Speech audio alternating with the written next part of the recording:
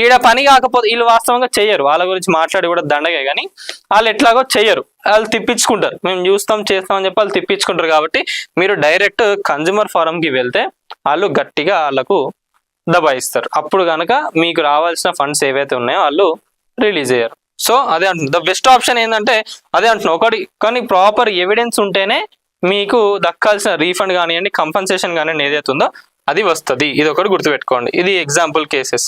ఎందుకంటే ఇవి మన రైట్స్, ఒక సిటిజన్ గా ఇవన్నీ కూడా మన రైట్స్ కాబట్టి తెలుసుకోవాలి. జనరల్ గా ఏంటంటే చాలా మందికి కూడా తెలియదు, అరే ఇంత యూజ్ ఉంటుందా దీని వల్ల, ఈ రైట్ వల్ల ఇంత యూజ్ ఉంటుందా అని చెప్పి కూడా చాలా మందికి తెలియదు.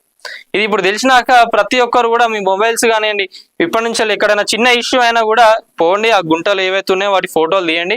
దానివల్ల మీకు బంపర్ డ్యామేజ్ అయిందా, టైర్ డ్యామేజ్ అయిందా, రిమ్స్ డ్యామేజ్ అయిందా, దానివల్ల ఎవరికైనా యాక్సిడెంట్ అయిందా, లేదా దానివల్ల ఏం ఇష్యూస్ అయినా కూడా ప్రతి ఒక్కటి ఎవిడెన్స్ కలెక్ట్ చేయండి, కేసు ఫైల్ చేయండి. అక్కడ వాళ్ళు రెస్పాండ్ కాకపోతే మీరు కన్జ్యూమర్ ఫోరంలోకి వెళ్ళి మీరు అక్కడ నుంచి వెళ్ళి డైరెక్ట్ తీసుకోవచ్చు. అదే అంటున్నారు కదా, డైరెక్ట్ గా దాంట్లో ఆల్రెడీ చెప్తున్నారు కదా. సో ఇది మా హ్యాథోల్స్ కి సంబంధించి ఒక మంచి న్యూస్ ఇది. సో ప్రతి ఒక్కరు కూడా వీడియోని లైక్ చేయండి, షేర్ చేయండి, అట్లనే ఛానల్ని సబ్స్క్రైబ్ చేసుకోండి. Thank you.